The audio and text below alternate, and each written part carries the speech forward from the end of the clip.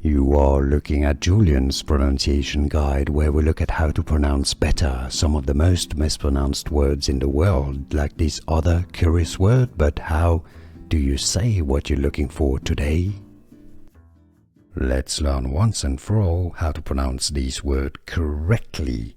If you want to learn more vocabulary in English, pronounce everything. Make sure to stay tuned, I've got more videos for you. Everything. Let's break it down. Every, there's no V syllable, okay? The second E is ignored in the pronunciation here. Everything. Thing, if you want to learn how to pronounce it, I've got another video that I can suggest. It's pronounced like TH with your tongue between your teeth. Thing.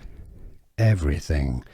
There's no G at the end of ing, okay? It's not everything, it's everything.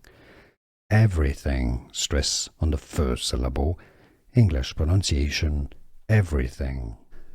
Here are more videos on how to pronounce more confusing words and names too many mispronounced. Like this video if you found it useful. I appreciate your support. I'll see you soon and thanks for watching.